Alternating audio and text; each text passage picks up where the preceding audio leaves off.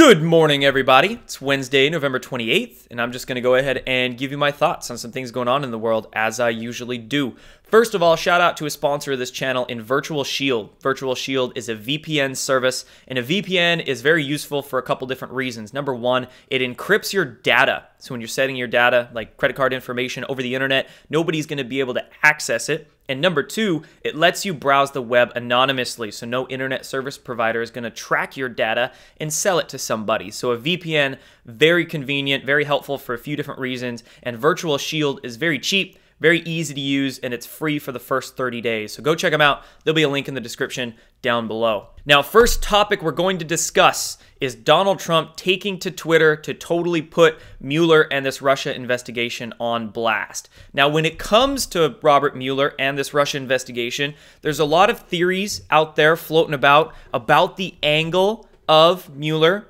whether he is a white hat that's actually working for Trump and this Russia investigation is just for the optics, or whether Mueller is some sort of black hat working against Trump. Don't necessarily know, but regardless, Donald Trump is using this to his advantage. And in the tweets yesterday, he was putting that phony witch hunt on blast. He was putting the fake news media on blast. And in the very last tweet in this thread, this is what stood out the most to me. The last two lines. Where is the server? Getting people to think about that server. And not just that, the last line, let these terrible people go back to the Clinton Foundation and the, quote, Justice Department. So Donald Trump mentioning the Clinton Foundation yet again, doing so multiple times the last few days. And this is not an accident. This is very purposeful. Why? Because in just a week now, on December 5th, we're waiting for Prosecutor John Huber to testify in D.C. about his investigations into the Clinton Foundation. So Donald Trump is repeating this, getting it into the minds of the public, getting them to think about the Clinton Foundation, because I'm sure very soon we're going to see some things revealed about that Clinton Foundation. And next topic, moving on from Mueller to Whitaker. So 15 attorney generals join an amicus brief opposing Matthew Whitaker as acting U.S. Attorney General. So this motion to oppose Whitaker is being spearheaded by the Maryland AG. His name's Brian Frosh, and 15 different state attorney generals filed what's called an amicus brief. That's basically just like a statement of support on Monday supporting that Maryland AG. And here's the list of all the different state AGs that did so. And looking at this list, you know, I would wonder what sort of skeletons are in the closets of these state attorney generals. To me, it's almost them outing themselves, trying to fight Whitaker tooth and nail. You know, the deep state, the swamp itself, is trying to fight Whitaker from getting in that attorney general spot. And these 15 state AGs, they pretty much just outed themselves right there. So deep state fighting Whitaker tooth and nail still. And speaking of that Mueller investigation, you know, one very convenient thing for Donald Trump in regards to that Mueller investigation is that he can turn his attention to it. He can turn everybody's attention to it. So get everybody focused on Robert Mueller and this Russia investigation that's going nowhere. And what does this allow? This allows Whitaker to sort of fly under the radar a little bit. This allows John Huber to fly under the radar. So, you know, there is actually some very useful things from Trump's point of view when it comes to this Russia investigation, which is why I'm wondering, you know, is it for the optics? What's Mueller's angle in all this? Very interesting things to reconcile right there. Now let's move on to that Migrant Caravan. So violent caravan clash after media minimized Trump's warning. And this is interesting because over the past month, multiple media outlets, I saw this on Fox News, I saw this on CNN, NBC, all of them were trying to minimize Trump's warnings. By that, I mean Trump was saying that, oh, there is violent criminals and violent people in this caravan. The media was saying, no, there's not, no, there's not. But then we saw all sorts of video yesterday about guys throwing rocks and looking pretty darn violent. They were saying, the media was trying to say that, oh, this caravan won't get to the border for months. It's going to take them months to get there. And they said that just weeks ago. And, you know, we saw videos of them being loaded up on trailer beds and rushed to the border. They got there really quick. So you're wondering who's funding all this, right? So violent caravan clash. They get to the border. They don't get in the border, you know. And we saw all sorts of weird photographs, weird things come out about that caravan clash at the border. Newsweek is trying to throw some shade on it all, saying here, Trump supporting media spreading false conspiracy theory that migrant women and children fleeing tear gas are crisis actors. And again, it was actually some very questionable, that looked to be staged photo ops that came out of this border clash. This is one of them right here that I tweeted. And as you can see, this is that famous photo that was going around all the deep state corporate media, this iconic, infamous, really, photo op of this woman rushing her kids away. But look at right here. This doesn't look like tear gas. This looks like a frickin' smoke can.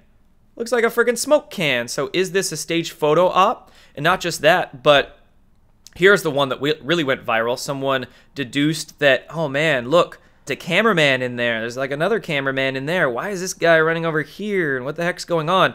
So again, a lot of questionable things about this border clash, you know, and it's sad. I don't like to see people, really they aren't tear gas, they're going to be being pepper sprayed. I don't like to see people being pepper sprayed. I don't like to see people, you know, violence occur, but they know it's illegal. Like, whether they're trying to break into the border illegally, they know this, and there's just, you know, it's not good. Not a good situation at all. But I've seen that this caravan is turning away, and they're not able to get in, so that's good news there. Speaking of Honduras as well, you know, a lot of these people in this caravan are from Honduras. It originated there. The brother of the Honduran president has been accused of drug trafficking. He was arrested last weekend in America. He was arrested in Miami, and the Honduran president's brother is being charged with drug smuggling, and a lot of drug smuggling, cocaine smuggling, a network operated from Colombia, Honduras, and Mexico using planes and speedboats and even a submarine. He did it for 12 years, huge amounts of cocaine. Like, this is deep. This is deep.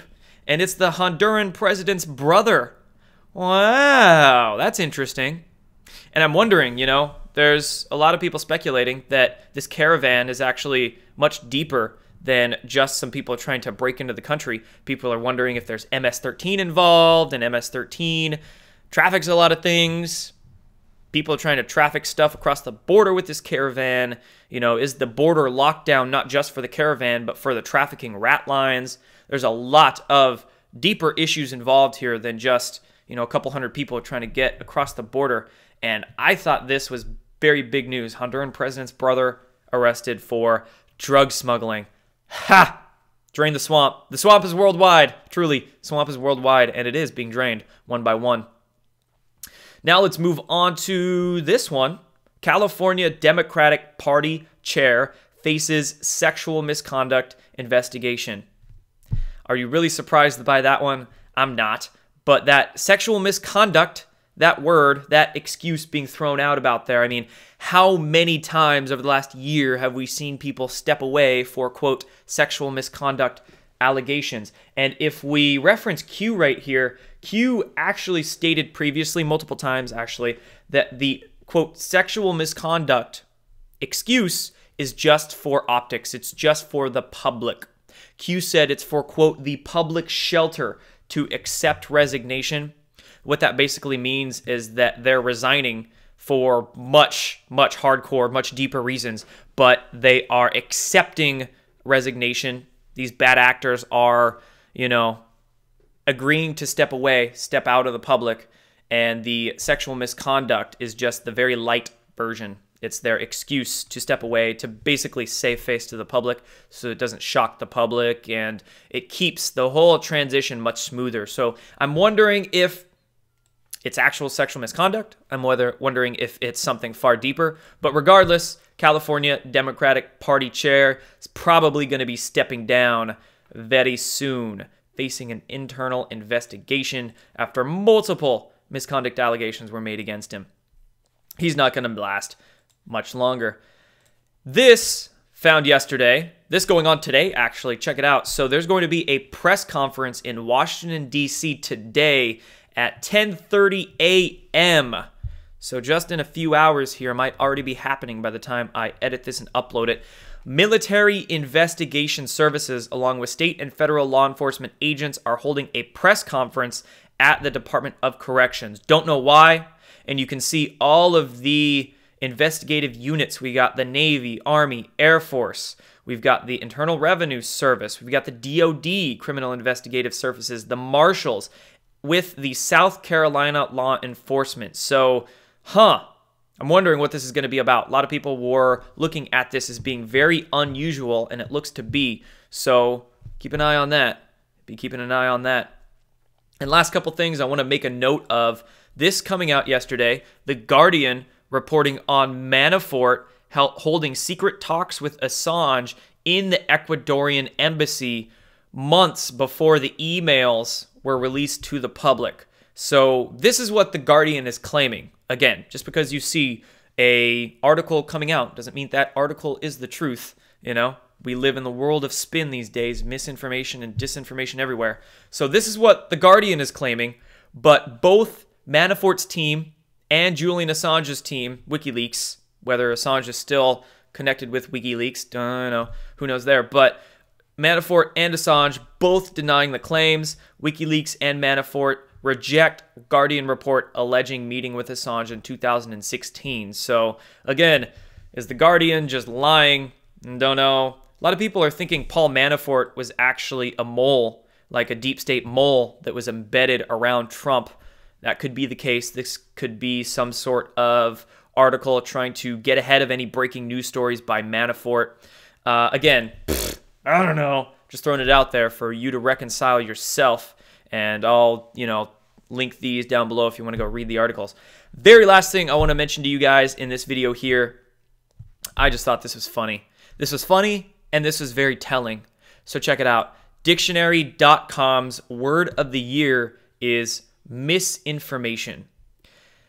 And in 2016, it was, quote, post-truth, whatever that means, post-truth. In 2017, it was fake news. And this year, it is misinformation. From dictionary.com, literally, misinformation. And yes, misinformation is absolutely everywhere. But of course, we also have projection everywhere. And usually, it's the mainstream media and alternative media outlets, the controlled opposition, that are pointing the finger, saying misinformation, disinformation, lies, lies, lies. There's a lot of misinformation coming from them themselves. So dictionary.com, word of the year, misinformation. This just goes to show you, this is what's telling, is that the deep state literally controls almost every aspect of our lives. They're trying to form this matrix with everything. They control the scientific institutions. They control all the journals, all the academic, scientific, medical publishing journals. Those have all been consolidated in just a handful over the past few decades. Media corporations, all been consolidated into a handful over the past few decades. I mean, it's full spectrum dominance, guys. So they control dictionary.com. They control what the word of the year is going to be.